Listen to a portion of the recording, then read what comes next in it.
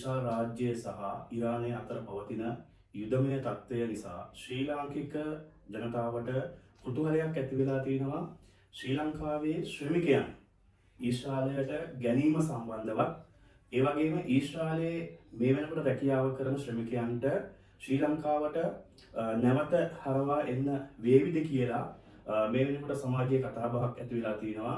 ඒ නිසා ශ්‍රී ලංකා ඊශ්‍රායල් මිත්‍රත්ව සංවිධානය විදියට එහි සභාපතිවරයා විදියට මට වගකීමක් තියෙනවා මේ වෙලාවේ ශ්‍රී ලාංකික ජනතාව දැනුවත් කිරීමට ඒ රැකියා සම්බන්ධව මොකද්ද ඊශ්‍රායලයේ පැත්තේ තියෙන අලුත්ම තොරතුරු කියලා. ඒ නිසා විශේෂයෙන්ම මම මතක් කරන්න ඕනේ ඊශ්‍රායලයේ යුද්ධය පැවතුනාට ඊශ්‍රායල් රජයේ කිසි විටක ශ්‍රී ලාංකික ශ්‍රමිකයන් ගැනීම නතර කරලා නැහැ තවම. හැබැයි ශ්‍රී ලංකා රජය විදියට ශ්‍රමිකයන්ගේ ආරක්ෂාව ගැන ඉඳලා සහ ඒ රටේ පවතින යුදමය වාතාවරණය පිළිබඳව සමාලෝචනය කරලා ශ්‍රී ලංකා රජය තාවකාලිකව අත්හිටුවලා තියෙන ශ්‍රමිකයන් පිටත් කරවීම. හැබැයි ඒකෙන් අදහස් කරන්නේ ඊශ්‍රායලයට ශ්‍රමිකයන් ගැනීම නතර කරා කියන එක නෙවෙයි. ඊශ්‍රායල් රජය මොනම හේතුවකටවත් නිවේදනය කරලා නැහැ ශ්‍රී ලංකාවෙන් ශ්‍රමිකයන් ගන්නේ නැහැ කියලා. ඒක නිසා අද උදේ ඊශ්‍රායල් බලධාරීන් එක්ක මිත්‍රත්ව සංවිධානයේ සභාපතිවරයා විදියට මම සාකච්ඡා කිහිපයක්ම කරා. ඒ සාකච්ඡාවලදී අනාවරණය කරගන්න හැකියාව ලැබුණා.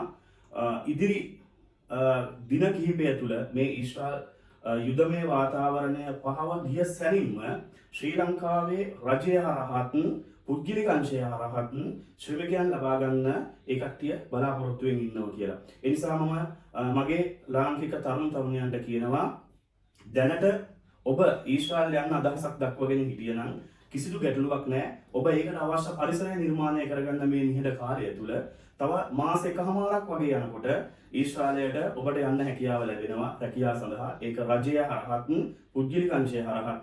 ඒ නිසා කිසිදු බියක් ඇති කරගන්න එපා. බොහොම වගකීමෙන් කියන්නේ ශ්‍රී ලංකා ඊශ්‍රායල් මිත්‍රත්ව සංවිධානයේ විදියට ඊශ්‍රායලයත් එක්ක ඍජු සම්බන්ධකම් තානාපති සම්බන්ධකම් තියෙන ආයතනයේ විදියට ඒ සභාපතිවරයා විදියට මම ප්‍රකාශ කරන්නේ මේ යුදමය වාතාවරණය ඉවර වෙච්ච සැනින් ශ්‍රී ලංකාවෙන් දසදහසක් වුණත් අපට යවන්න හැකියාව තියෙවි. මොකද දැනට ඒ කට්ටියට ඇති වූ ඒ ප්‍රශ්න ටික ගොඩනැගිලි ටික හදාගන්න හැබැයි ඉදිකිරීම ශේෂ්ත්‍රයට තමයි ගොඩක්ම මේ ශ්‍රමිකයන් හැදෙන්නේ. ඒ නිසා ඔබට අවස්ථාව ලැබෙන්නේ ඉදිකිරීම අංශයෙන් උනාට කමන්නේ හොඳ වැටුපක් ගන්න පුළුවන් රටක් හොඳ ආරක්ෂාවක් තියෙන රටක්. ඒක යුද්ධය තිබ්බ කියලා අපේ රටේ කිසිදු ශ්‍රමිකයෙකුට ආරක්ෂාව අඩුවක් නැතුව ඒ රටේ බලධාරීන් ලබා දෙනවා. ඒ නිසා ඊශ්‍රායල් රජයට අපි ස්තුතිවන්ත වෙන්න ඕනේ. තමන්ගේ රටේ සේවය කරන තමන්ගේ රටේ ශ්‍රමිකයන්ට ඉතාමත්ම ගෞරවාන්විත වුණු සලකනවා යුද්ධමය වාතාවරණය තිබ්බත්. මම ඉල්ලීමක් කරනවා මගේ රටේ තරුණ තරුණියන්ගේ මේ නිහඬ කාලය තුල ඔයාලගේ අධ්‍යාපනය සහ වෘත්තීය කුසලතා ඉහළ නංවාගෙන ඒ සුදුසුකම් ටික හදාගන්න තව මාස කිහිපයක් යනකොට මාස එකමාරක් දෙකක් යනකොට ඊශ්‍රායල් රටට ඔයාලට යන්න අවස්ථාව තියෙනවා රජය හරහා සහ පුද්ගලික අංශය හරහා. ඒ වගේම මාධ්‍ය හරහා විවිධ අය විවිධ අදහස් දක්වනවා. ඒක කිසි ගැටලුවක් නැහැ. හැබැයි මේ ඊශ්‍රායල් රජය කියලා කියන්නේ ශ්‍රමිකයන්ට විතරක් නෙවෙයි මානසික හැඟීම් තියෙන ඉතාමත්ම මනුස්සකම් ඉහළ මිනිසුන් කොටසක් ඉන්න රටක්. හැබැයි ඒ කට්ටියට අවහිර කරන ඒ කට්ටියට කරදර කරන අයට ඒ කට්ටිය දඬුවම් දෙන ප්‍රතිපත්තියක් තියෙනවා. ඒක අපට අදාළ නැහැ කිසිසේත්ම. අපේ රටට ඒ කට්ටිය කිසිසේත්ම ඇඟිල්ල දික් කරලා නැහැ මොනම හේතුවකටවත්.